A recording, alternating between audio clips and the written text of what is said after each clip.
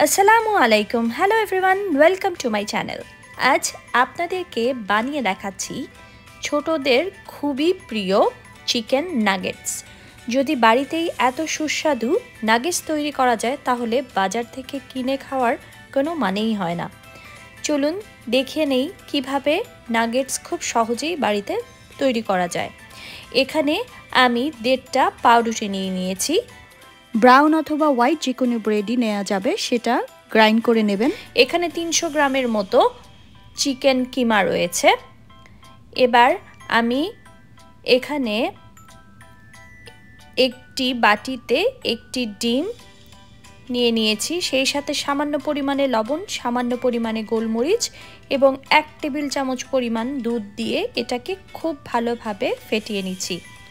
এই মিশ্রণটা আমার পরবর্তীতে কাজে লাগবে। এবার এটাকে আমি একপাশে সরিয়ে রাখছি। পাউরুটির সাথে কিমা মিশিয়ে এবার আমি মশলা দিয়ে দিচ্ছি। রসুন বাটা 1/2 টেবিল চামচ, আদা বাটা 1/2 টেবিল চামচ, অনিয়ন পাউডার অপশনাল 1/2 চা চামচ। এখানে সামান্য পরিমাণ ইটালিয়ান হার্ব দিয়ে দিচ্ছি। 1 চা চামচের মতো গোলমরিচের গুঁড়ো দিয়ে দিচ্ছি। 1/2 চা চামচের মতো লাল মরিচের গুঁড়ো বা পাপরিকা, যেটা অ্যাভেলেবল সেটা দিতে পারেন। এখানে 1/2 টেবিল চামচ পরিমাণ লেবুর রস এবং 1 টেবিল চামচ পরিমাণ সয়া সস দিয়ে দিয়েছি। এবার সামান্য পরিমাণে চিনি দিয়ে দিয়েছি, এটা অপশনাল, আপনারা চাইলে বাদ দিতে পারেন। লবণ স্বাদ অনুযায়ী দিয়ে নেবেন। আধা টেবিল চামচের মতো এখানে বাটার রুম টেম্পারেচারে রাখা, সেটা দিয়ে দিয়েছি। এটা দিলে ভালো হয়, যদি না দিতে চান তাহলে বাদ দিতে পারেন। এবার সমস্ত মশলা খুব ভালোভাবে মাখিয়ে নিয়েছি। আপনারা চাইলে এটাকে 20 মিনিটের জন্য রেস্টে রাখতে পারেন। আমি সরাসরি তৈরি করতে চলে যাচ্ছি। আমি যেখানে এটা তৈরি করব সেটাতে আগে একটু তেল এরকম মাখিয়ে তারপরে ডোটা এখানে দিয়ে দিয়েছি। আপনারা হাত দিয়ে বা বেলুনি দিয়ে এটাকে বেলে নিতে পারেন। এটা খুব বেশি মোটা রাখা যাবে না, কারণ এগুলো কিন্তু ভাজার পরে ফুলে ওঠে। আমি আপনাদেরকে দেখিয়ে দিচ্ছি এটা কতটুকু পুরু হবে। এর থেকে বেশি হলে এটা অনেক বেশি ফুলে যাবে। আপনারা আপনাদের ইচ্ছে মতো যে কোনো শেপ দিয়ে নিতে পারেন। নাগেটসের বিভিন্ন ধরনের শেপ হয়ে থাকে। এরকম স্কয়ার শেপটা বেশি দেখা যায়। এরকম এর থেকে বেশি কিন্তু আপনারা এটা মোটা করতে যাবেন না। দেখুন আমি দেখিয়ে দিচ্ছি, কারণ এটা অনেকটা ফুলে উঠবে, আপনারা ভাজার সময়ই দেখতে পাবেন। আমি বাকি অংশটা দিয়ে আরও কিছু শেপ দেখিয়ে দিচ্ছি। আমাদের যেরকম কুকি কাটার থাকে সেগুলা দিয়ে এরকম আপনারা শেপ দিয়ে দিতে পারেন। এছাড়া হাত দিয়ে এরকম ওভাল শেপও করে নিতে পারেন। যেরকম আপনাদের সুবিধা সেরকম সবগুলো তৈরি করে নেবেন। ছোট বড় আপনার ইচ্ছে, আপনারা চাইলে আরেকটু ছোট করেও করতে পারেন।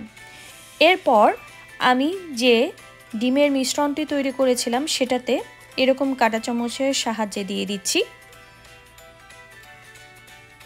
আমি আজকে এটাকে ডাবল কোট করছি, আপনারা চাইলে সিঙ্গেল কোটও করতে পারেন।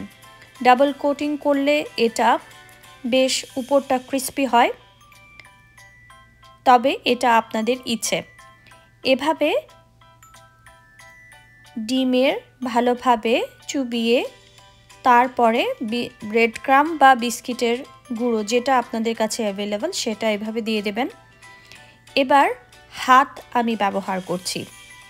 এভাবে করলে হাতে খুব বেশি ডিম লাগে না এবং খুব একটা মেসি হয় না কাজটা।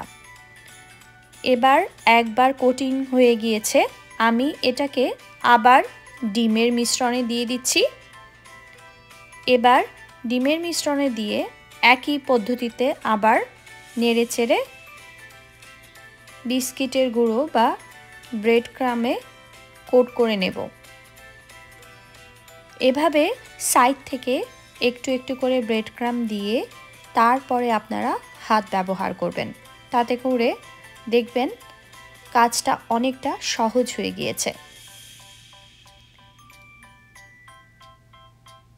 সবগুলো একই পদ্ধতিতে আমি তৈরি করে নিচ্ছি।